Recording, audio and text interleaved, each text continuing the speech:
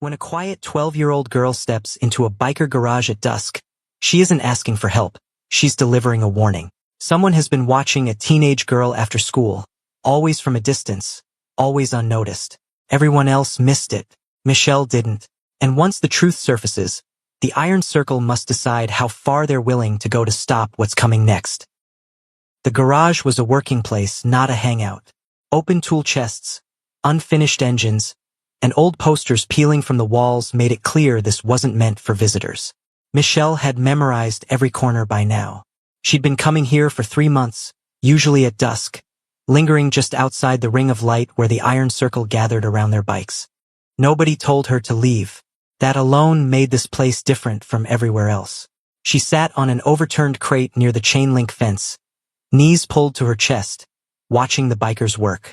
They moved with purpose, tightening bolts, wiping chrome, speaking in low voices that rumbled like distant thunder. Michelle had learned their names by listening. Aiden was the quiet one, tall and lean, with gray threading through his dark hair. He rarely smiled, rarely spoke, but when he did, the others listened. Tonight, something felt wrong. Michelle had seen him 3 times now. The man with the snake tattoo winding up his forearm, the one who parked his van 2 blocks from Lincoln High and waited for her. The girl with the dark ponytail and the oversized backpack. Aiden's daughter. Michelle knew because she'd followed them both. Not in a creepy way. She followed everyone. It was habit. Survival. When you bounce between foster homes, you learn to read people, to notice patterns, to see the things adults missed because they were too busy or too tired or too convinced kids didn't understand. She'd watched the man for a week before she was sure. He never got close. Never called out. Just watched. Always from a distance. Always when the girl was alone. Michelle's stomach twisted. The memory came back sharp and unwanted. Another girl at another school, another man who watched too long. Michelle had kept quiet then, convinced herself she was overreacting. When that girl returned 2 weeks later with something extinguished behind her eyes, Michelle understood her silence had a cost. Her foster mother's voice echoed in her head. Stop making things up for attention, Michelle. Not everyone is out to get you. But this wasn't made up. She stood, legs shaking slightly, and walked toward the garage. Aiden was crouched beside his Harley, rag in hand, wiping down the engine casing. The light caught the silver in his beard. Michelle stopped 3 feet away. Her voice came out smaller than she wanted. Excuse me. Aiden didn't look up immediately. He finished his stroke along the metal, then tilted his head toward her. His eyes were dark, unreadable. Yeah. Michelle's hands clenched at her sides.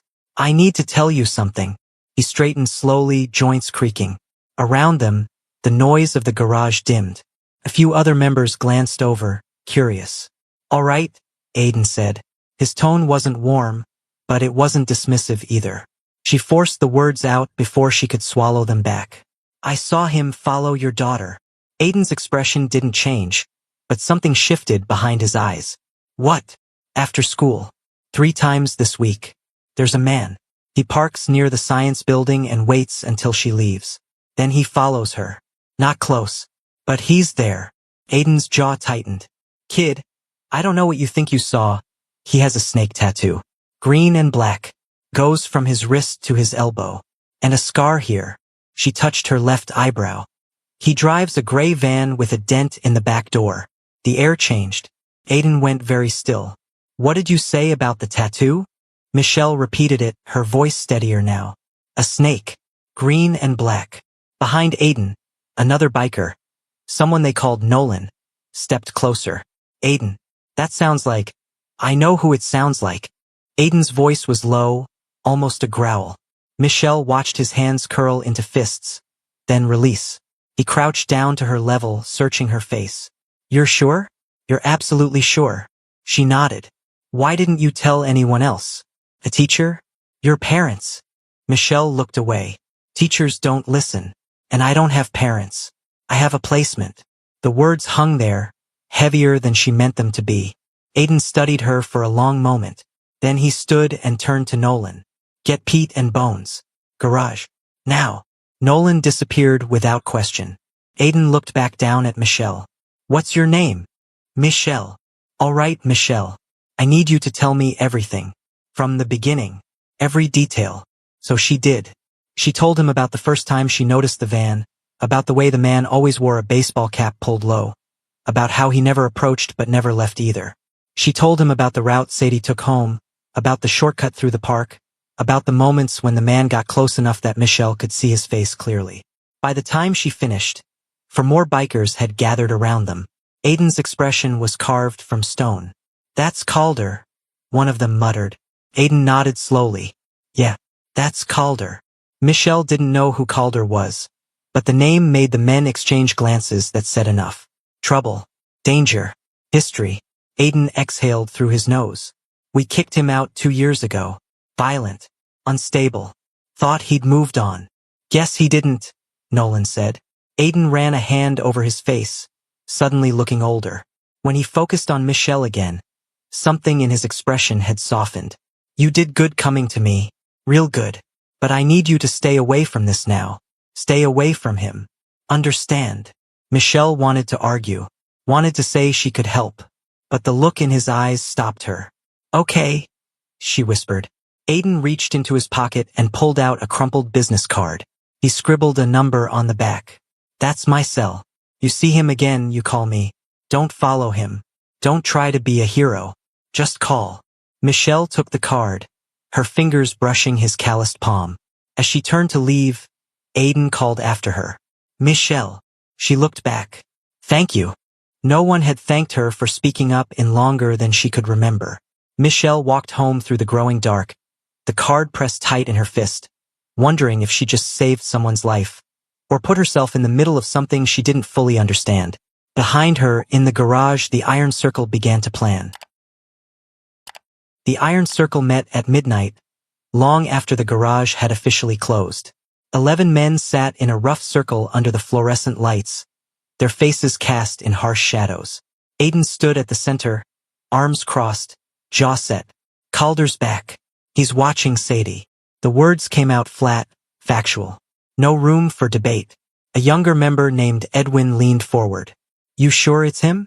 Could be someone who just looks. The kid described his tattoo, the scar, the van we all saw him drive. Aiden's voice hardened. It's him. Pete, the club's treasurer and oldest member, rubbed his gray beard. 2 years of silence and now this. Why come back? Why target your girl? Revenge, Nolan said quietly. He blamed Aiden for the vote. Said we turned on him, exiled him like trash. We exiled him because he put a bartender in the hospital over a spilled drink. Pete shot back. Man was unstable. Aiden's fists clenched. Doesn't matter why. What matters is he's hunting my daughter, and we stop him before he gets close. Police, Edwin asked. And tell them what? A foster kid saw a guy with a tattoo? They'll file a report and do nothing. Aiden shook his head. We handle this. Quiet. Smart. We watch Sadie, we track Calder. And when we have proof, we turn him over with enough evidence they can't ignore. You want us to babysit a teenage girl without her knowing? Bones, a broad-shouldered man with scarred knuckles, raised an eyebrow. Exactly that. The men exchanged looks. Finally, Pete nodded. All right, rotating shifts. 2-man teams. We keep distance, stay invisible. First sign Calder makes a move, we box him in. Aiden exhaled slowly. Thank you. We protect our own, Pete said simply. Always have. The surveillance started the next morning. Nolan and Edwin took first shift, positioned across from Lincoln High in a battered pickup that blended with the school parking lot. They watched students flood through the gates, backpacks slung over shoulders, voices carrying across asphalt. Sadie appeared mid-morning, earbuds in, ponytail swinging. She walked with her head down, disconnected from the chaos around her. She didn't notice the pickup, didn't notice her father's world quietly wrapping around her like armor. At 3:40, when the final bell rang, Nolan spotted the gray van. There, he muttered, nudging Edwin. The van sat 2 blocks east, engine off. Through binoculars, Nolan could just make out the driver's profile. Baseball cap, sunglasses, snake tattoo visible when he rested his arm on the window frame. That's him. Sadie emerged 10 minutes later, alone. She started down Maple Street, taking her usual route. The van waited 30 seconds, then pulled out, following at a crawl. Nolan started the truck. Stay on him. Don't let him see us. They trailed the van for 6 blocks, watching as Calder maintained his distance from Sadie, close enough to track her, far enough to seem coincidental. When she turned into the park shortcut, he stopped at the entrance, watching until she disappeared into the trees, then drove off. He's scouting, Edwin said. Learning her patterns. Building up to something. Nolan agreed, his gut twisting. Michelle showed up at the garage that evening with a notebook. She found Aiden outside, smoking a cigarette he clearly didn't want. You're supposed to stay away, he said, but his tone lacked bite. I drew him. She opened the notebook, revealing a detailed sketch. Calder's face stared back from the page. The scar, the hard line of his mouth, the cold set of his eyes. Below it, she'd mapped out his van, the license plate partially visible, the dent she'd described before. Aiden stared at the drawing. This is detailed. I'm good at noticing things. Michelle hesitated. Did you find him? Yeah, we found him. Michelle waited. He's real. Following the route you described. Aiden crouched down, meeting her eyes. Michelle, why do you care this much? You don't know Sadie. You don't know me. Michelle's throat tightened. I tried warning someone once. They didn't listen, and I watched things fall apart. I can't watch that happen again. The weight in her voice made Aiden pause. He saw something familiar in her expression. The haunted look of someone who'd learned too young that the world didn't always protect the vulnerable. Where's your foster family now? He asked gently. Home. Probably don't even know I'm gone. She shrugged, trying for casual and failing. They're not mean. Just not there. Aiden stubbed out his cigarette. You eat today? Michelle shook her head. Come on. He led her inside to a small back office where the club kept a mini fridge and a microwave. He heated up leftover pizza and watched as she devoured 3 slices in silence. When she finished, he handed her a soda. I've never felt this safe anywhere, she said, the words almost inaudible. Aiden sat down across from her. Michelle, if things get bad at your placement, you tell someone. You tell me. She looked up, surprised. Why do you care? Because someone should. His voice was rough. And because you saved my daughter. That means something. Michelle felt a lump form in her throat. She nodded, not trusting herself to speak. Later, as she walked back toward her foster home, the notebook tucked under her arm, she let herself imagine something impossible. A place where people noticed when you were gone, where your observations mattered, where speaking up didn't get you labeled a liar. Behind her, the Iron Circle continued their watch through the night, silent sentinels in the dark. 2 miles away, Calder sat in his van outside a convenience store. Sadie's photograph was taped to his dashboard, edges worn from handling. His lips moved, rehearsing words no one else would hear. Sadie first noticed the bikes on Thursday afternoon. 2 Harleys, always a block behind, engines rumbling low. She told herself it was coincidence. The Iron Circle had routes through town. But when she cut through the alley behind the pharmacy and they followed, her stomach dropped. By Friday, she was sure. Her father was having her followed. She stormed into the house that evening, slamming her backpack onto the kitchen table where Aiden sat nursing black coffee. What the hell, Dad? He looked up slowly, unsurprised. Watch your mouth. Watch my... Are you serious right now? You have your biker buddies stalking me at school? They're not stalking you. They're protecting you. From what? She threw her hands up. From having a normal life? From making my own decisions? Mom died 3 years ago, and you're still treating me like I'm going to disappear if you blink. Aiden's jaw tightened at the mention of his wife. Sadie, sit down. I don't want to sit down. I want you to back off. Sit down. The command in his voice stopped her. She'd heard that tone maybe twice in her life. It meant something was seriously wrong. She sat, arms crossed defensively. Aiden rubbed his face, suddenly looking exhausted. There's someone watching you. A man named Calder. Used to be in the club before you were born. We kicked him out 2 years ago, and now he's back. He's been following you after school. Sadie's defiance flickered. What? A girl spotted him. Told me about it. We've been tracking him since Tuesday. Aiden leaned forward, his eyes intense. He's dangerous, Sadie. And he's fixated on you because of me. Because of you? Her voice cracked slightly. What did you do? I voted to exile him. We all did. But he blamed me specifically. Aiden's hands curled into fists on the table. He said I'd pay for it. I thought he'd moved on. I was wrong. Sadie felt her breath catch.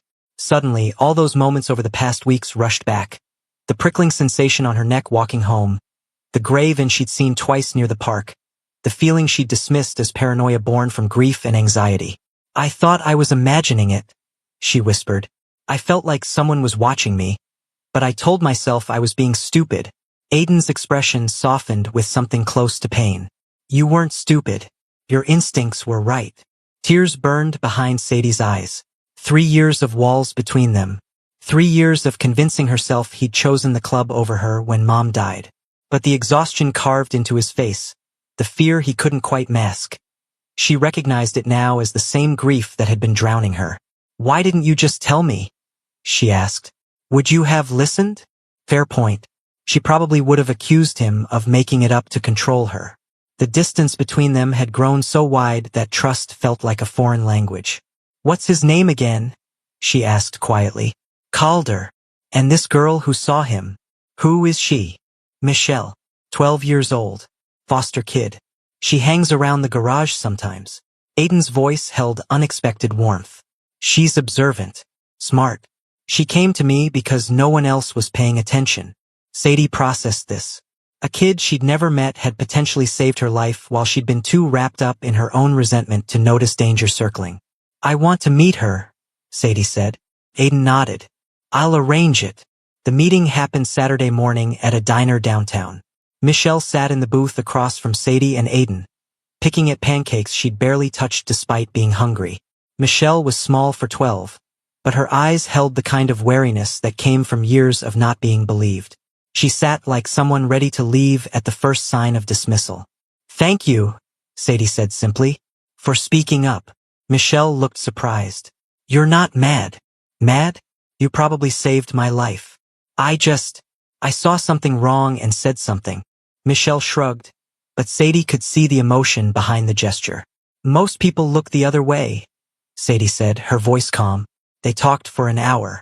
Michelle explained what she'd seen, the patterns she'd noticed. Sadie shared her own experiences, the unease, the feeling of being hunted. Aiden sat mostly silent, watching his daughter connect with this strange, brave kid who'd stumbled into their lives. When Michelle excused herself to the restroom, Sadie turned to her father. She doesn't have anyone, does she? Not really. That's not right. Aiden's mouth curved slightly. No, it's not. That afternoon, everything escalated. Sadie opened her locker at school to find a note tucked between her textbooks. Block letters, jagged and angry. Your father took everything from me. I'm just balancing the scales. Her hands shook as she read it. Someone had been inside her locker, inside the school, close enough to touch her things. She called Aiden immediately. Within an hour, the Iron Circle convened at the garage. The note sat on the workbench, photographed and bagged. Pete examined it through reading glasses, his expression grim. He's escalating, Nolan said. Getting bolder. We can't wait anymore, Bones added. Next time he might not leave a note. Aiden stood rigid, fury and fear warring in his chest. Calder had crossed a line. This wasn't surveillance anymore. This was a direct threat. We need to end this, he said. Now. But we do it clean. No violence unless he forces our hand. We catch him, we document everything, and we hand him to the cops with enough evidence to bury him. How? Edwin asked. Aiden looked at Pete. We set a trap. Use Sadie as bait. Absolutely not, Sadie said from the doorway. Everyone turned. She stood there, chin raised, defiant. Yes, use me as bait. But I'm not a victim in this. I help plan it or I don't cooperate. Aiden wanted to refuse. Every instinct screamed to lock her away somewhere safe. But looking at his daughter, he recognized her mother's unbreakable resolve. The strength grief had hidden from him. All right, he said quietly. We plan this together.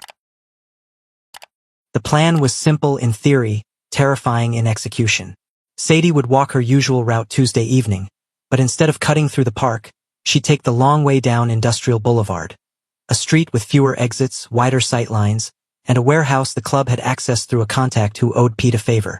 Michelle insisted on being part of it. Aiden resisted until she pointed out the obvious. I know what he looks like up close. I know how he moves. You need me. They gave her a rooftop position with binoculars and a walkie-talkie, stationed with Pete who'd keep her safe. 8 other club members spread throughout the zone, some on bikes, some in vehicles, all connected by radio. A sympathetic cop named Larder, who'd grown up in the neighborhood and respected what the Iron Circle had become, agreed to stay close with backup ready. Sadie wore a wire. Her hands trembled as Aiden clipped the small microphone inside her jacket collar that morning. You don't have to do this, he said for the 10th time. Yes, I do. She met his eyes. He made this about me. I'm finishing it. Sadie left school when the late buses pulled away, the parking lot nearly empty. The autumn air bit cold, leaves skittering across pavement. She forced herself to walk naturally, headphones in but music off, every sense heightened.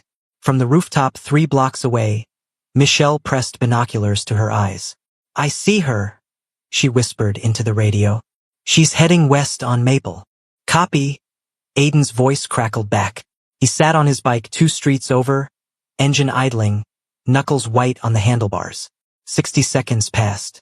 Then Michelle's voice again, tighter. Gray van just pulled out from the school lot. He's following. Sadie heard the transmission through her hidden earpiece.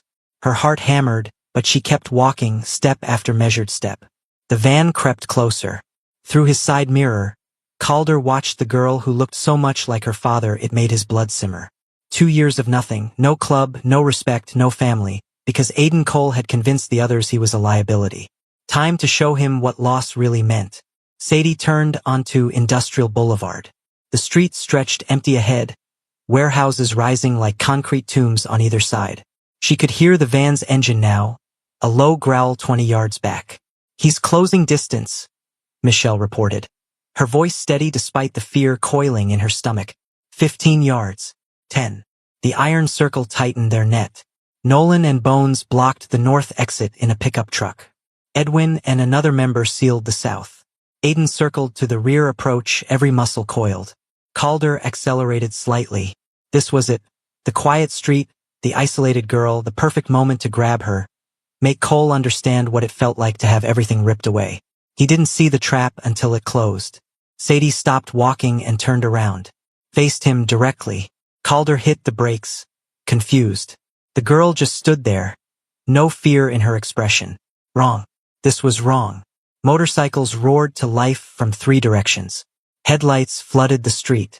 The van was suddenly boxed in, surrounded by leather and chrome and men who'd spent 2 years hoping they'd never see Calder's face again. He tried to reverse. Bones' pickup blocked him. He tried to go forward. Nolan cut him off. Calder threw the van into park and burst out, wild-eyed, hand reaching for something in his waistband. Stay back. Stay the hell back. Aiden dismounted slowly, hands visible. It's over, Calder. Over? You destroyed my life. Spittle flew from Calder's mouth. I gave everything to this club, and you threw me away like garbage. You put an innocent man in the hospital, Aiden said quietly. You made that choice, and you made yours. Calder's eyes found Sadie. Now she pays for it. He lunged. Aiden moved with a speed that seemed impossible. He intercepted Calder mid-stride, deflecting the knife that had appeared in his hand, using momentum to slam him against the van. The blade clattered to asphalt. Bones and Nolan converged, pinning Calder's arms. He thrashed, screaming incoherently, but it was finished. Sirens wailed in the distance. Larder's backup arriving right on schedule. From the rooftop, Michelle's held breath finally escaped her lungs. It's done, she whispered. Pete squeezed her shoulder. You did good, kid. The police took Calder away in handcuffs, still raging. Larder collected evidence, the note, surveillance footage from the school, photos of the van, witness statements from Michelle and Sadie. Enough to ensure Calder would face charges for stalking, attempted assault, and violation of a restraining order the club had quietly filed days earlier. As the sun dipped below the warehouses, painting the sky rust and gold. The iron circle gathered in the empty street. Sadie stood among them, no longer an outsider. Michelle, too, perched on the seat of Aiden's Harley like she belonged there. "Never thought I'd see the day we worked with cops," Edwin muttered. "Times change," Pete said. "We change with them." 2 weeks later, Sadie stood at a community meeting in the neighborhood center, microphone in hand. Her voice shook at first, then steadied. "Someone saved my life." Michelle Robson saw what everyone else missed and refused to stay quiet. At 12, she showed more courage than most adults ever will. Michelle, sitting in the back row, felt her face burn. But when Sadie gestured for her to stand, she did.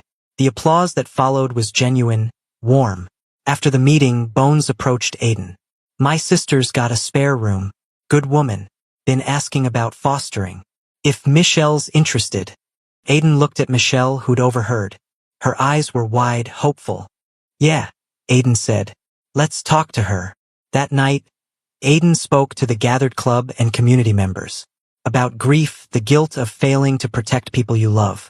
About learning to trust again because a kid had the courage to trust him first. When he finished, Sadie hugged him. Actually hugged him. The Iron Circle didn't ride off. They stayed. They built neighborhood watch programs. They escorted kids home. And slowly, the community stopped seeing them as threats and started seeing them as what they'd always been underneath the leather and noise. Protectors. Michelle moved in with Bones' sister 3 days later. Her room had windows that locked from the inside, photos already waiting on the walls, and people who asked about her day when she came home. She'd spent her whole life invisible. Not anymore. Sometimes the bravest thing you can do is trust someone with the truth, even when you're afraid no one will listen. Michelle risked everything to protect a girl she barely knew, and in doing so, she found the family she'd been searching for. Drop your thoughts below, and if this story moved you, share it with someone who needs to hear it. Don't forget to subscribe to Embrace the Journey for more stories that remind us why courage, loyalty, and second chances matter. See you in our next video.